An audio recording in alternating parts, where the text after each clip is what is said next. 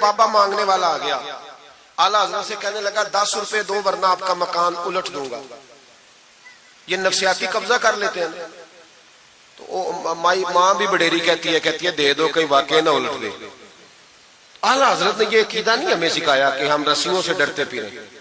इतना कमजोर ईमान, लोग अपने साये से डरने लग गए। बाबा जी कह गए और छोड़ बाबा जी के मुंह से कौन सा कुरान हदीस निकलता है, बस कर दे। किस चक्कर में कौम को डाल दिया। आला हजरत रहमतुल्लाह अलैह दरवाजे पे खड़े, फिक्रे रजा से मीनार है ना, तो सुनो फिर फिक्रे रजा क्या है, सुनो फिर ये रजा के नेज़े की मार है कि अदुब के सीने में गार है, किसे चारा जोई का वार है कि ये वार वार से पार है। आला हजरत रहमतुल्लाह अलैह दरवाजे पे खड़े थे, बाबा जी आ गए, कहने लगे 10 रुपए दो। 10 रुपए का माना उस जमाने में यही था जो आज 10,000 का माना है। 10,000 मांग लिया, कहने लगा दो नहीं तो मकान उलट दूंगा। आला हजरत फरमाने लगे तू 10 के 20 मांग, मैं देने को तैयार हूं, पर मकान उलटने वाली बात गैर शरीया, ये वापस ले ले। शरीयत तुझे ये कहने की इजाजत, मेरी बातों की समझ आ रही है आप हजरात को?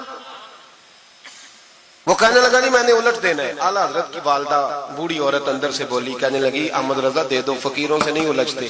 तो आला हजरत फरमाने लगे अम्मा जो सच्चा फकीर हो मैं तो उसके कदमों में बैठने को तैयार हूं, पैर चूमने को तैयार, हम तो निस्बतों पे मर मिटने वाले लोग। लेकिन बात वो करे जो रसूलुल्लाह की शरीयत इजाजत देती है, जिसकी इजाजत नहीं देती हम वो बात करने की इसे इजाजत नहीं देंगे। उसने कहा जी मैंने उलट देना है। इतनी बात हुई तो आला हजरत के जो शहजादे थे ना छोटे, मुफ्ती आजम हिंद मौलाना मुस्तफा रजा खान साहब, वो मकान की दूसरी छत पर, डबल स्टोरी मकान था तो ऊपर वाली छत पे खेल रहे थे। उनका पैर फिसला, वो गर्दन के बाल अंदर गिर गए, अंदर से शोर उठ गया, बच्चा गिर गया। बच्चा वो फकीर भी सीधा हो गया, देखा ना नहीं ना पैसे दिए, तो शहजादे गर्दन के बाल गिरे ऊपर वाली मंजिल से। लेकिन सुनियो किधर खो गए मैं और आप। मेरे आला हजरत का अकीदा सुनो, फाजिल बरेलवी अंदर नहीं गए, हालांकि हुजूर अलैहिस्सलाम का फरमान मौजूद है कि औलाद आदमी को बुज़दिल कर देती है, औलाद के हाथों बंदा कमजोर हो जाता है। अंदर नहीं गए, वहीं खड़े रह के कहने लगे अम्मा मेरा एक बेटा है, मेरा 1000 भी हो तो मैं सारा नबी पाक की शरीयत पे कुर्बान कर दूंगा, लेकिन किसी भावे की मैं गलत बात मानने को तैयार है। आला हजरत की जुबान से ये लफ्ज निकले तो साहबजादे उठ के दौड़े आए, कहने लगे अब्बा जी जरा इधर तो देखें, मैं दूसरी मंजिल से गिरा हूं पर मुझे खराश भी कोई नहीं आई, मुझे खराश भी कोई नहीं आई, देखे मेरे कपड़ों को मिट्टी भी नहीं लगी। आपके 2-3 मुरीद खड़े थे, कहने लगे हुजूर ये आपकी करामत है। आप फरमाने लगे मेरी करामत नहीं, ये मेरा अकीदा है, तौहीद है, ये मेरे रब पर ईमान है, खराश नहीं आई। अब उस फकीर को फरमाने लगे आला हजरत के तू कहता था मकान उलट दूंगा, चल उलट ना फिर 10 रुपए नहीं लेने, उलट। चुप कर गया। तो आला हजरत, लोग कहते हैं मौलवी साहब के पास क्या है, जिसके सीने में रसूलुल्लाह का दीन है उसके पास कुछ नहीं तो फिर किसी के पास भी कुछ नहीं। हाँ जिम्मेदारी से कह रहा हूं, किसी के पास कुछ नहीं। अगर जिसके सीने में कुरान और सुन्नत का नूर है अगर उसके पास ही कुछ नहीं। सुनो, आला हजरत ने अपना जूता उलट दिया, फरमाने लगे अगर ताकत है तो मेरा जूता सीधा करके दिखा। तो मकान उलटने की बात करता है ना, तो पंजाबी का एक शेर है, आपकी समझ में आ गया तो ठीक है, ना आया फिर भी ठीक है। वो एक पंजाबी के दरवेश कहा करते थे एक सिठ ते पखड़ा कुआर गंदल, असी और भी बूटियां जानने हैं। पता है हमें सारे गुरुओं का है, चलो करामत ना दिखाएं तो बात अलग है, पर खबर हमें है। फरमाया चलो सीधा करो, उसने पूरा जोर लगाया पर जूता सीधा, पसीने आ गए। तो कहने लगा जी मैं माफी मांगता हूं, आज के बाद ऐसी बात नहीं करूंगा। आला हजरत वली थे तो वली सखी होता है, जेब से हाथ निकालने, फरमाया तू 10 मांगता था अल्लाह 20 लेके जा, लेकिन गैर शरी बात खुदा ना बस करो। जो हमें हमारे बुजुर्गों ने नजरियात दिए उन पर कायम रहो। अकीदा रिसालत, आला हजरत के जमाना मुबारका में एक मौलाना ने कह दिया कि हुजूर के बाद भी कोई नबी आए तो खत्म नबूवत में फर्क नहीं पड़ता। तवज्जो है मेरी बात पर? इधर देखो मेरी तरफ। आला हजरत ने पता क्या जवाब दिया? आला हजरत फरमाने लगे तू कहता है आ जाए तो फर्क नहीं पड़ता, हम कहते हैं आए क्यों हुजूर के बाद, हमें जरूरत ही कोई नहीं, हमें कोई हुजूर ने कमी छोड़ी, हमें हाजत ही नहीं, आए क्यों? आला हजरत ने फतवा कुफ्र दिया। एक मौलाना उठे तो कहने लगे जैसा इल्म नबी पाक को है वैसा जानवरों पागलों सबको है। फिर वो कहने लगे मेरी बात का ये मतलब था, वो मतलब था, सच्चे दिल से, बड़े ठंडे दिमाग से। देखिए मैं कोई ऊंचा नहीं बोल रहा, कोई जोश में नहीं हूं। देखो एक बंदा कहता है जैसा इल्म नबी पाक को मिसाल देता है कि ऐसा अताई इल्म तो जानवरों पागलों सबको हासिल है। वो कहता है मेरा ये मतलब है, मेरा वो। हमारा सवाल ये है कि तुझे ये बात कहने की जरूरत क्या है?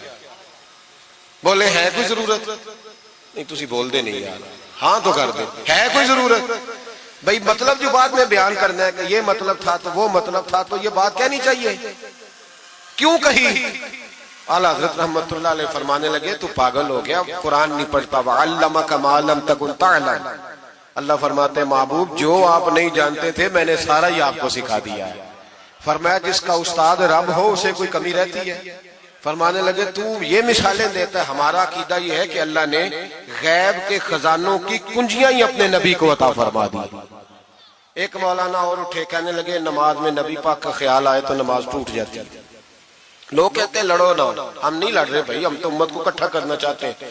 लेकिन इधर देखो ना, आपके सामने कोई बंदा खड़ा होकर कह दे कि नबी पाक का ख्याल आए तो नमाज टूट जाती है, तो आप उसके गले में फूलों का हार डालेंगे? क्यों? मुरब्बत करो ना, मुरब्बत का दर्ज दे रहे हो, मुरब्बत करो। चले आपको एक मिसाल देता हूं बड़ी सादी। उसने कहा जी हुजूर का ख्याल आए तो नमाज टूट जाती है। नमाज में आप दुरूद शरीफ के बाद दुआ पढ़ते, दुआ कौन सी है? रब्बना इग़फिरली आती है ना आप सबको, पढ़िए जरा, रब्बना इग़फिरली। इसका तर्जुमा क्या है? या अल्लाह मुझे भी बख्श दे और मेरे माँ बाप को भी। तो जब ये दुआ मांगी तो अब्बा जी का ख्याल नमाज में आया कि नहीं आया? अम्मा जी का? सुन्नी थोड़ा सा अगर आप समझे ना, मेरा सुन्नी एक ही बात करता है, जब इससे को बंदा मसला पूछता है ना तो सुन्नी कहते हैं मैं तो पढ़ा हुआ ही नहीं।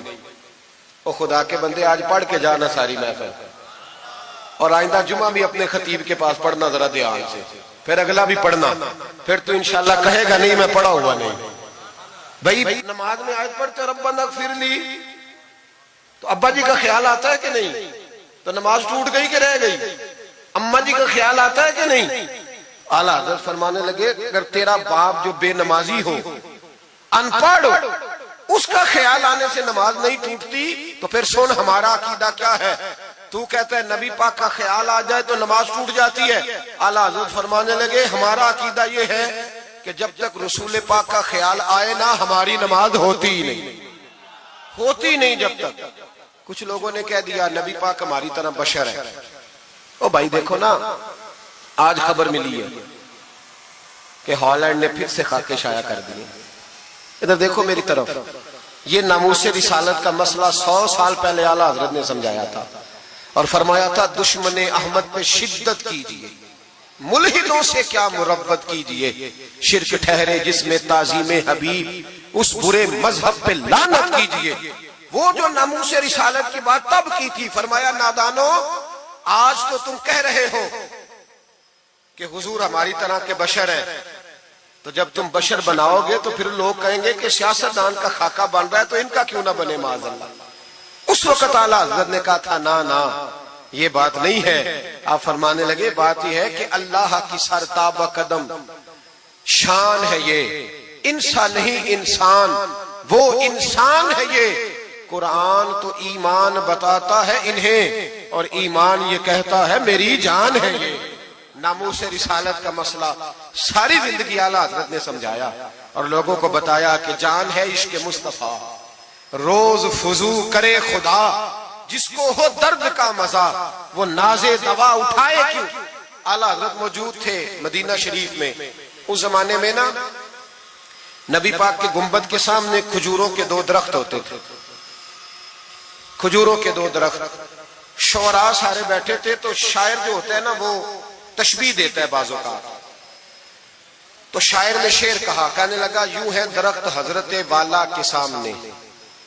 तवज्जो है मेरी बात पर।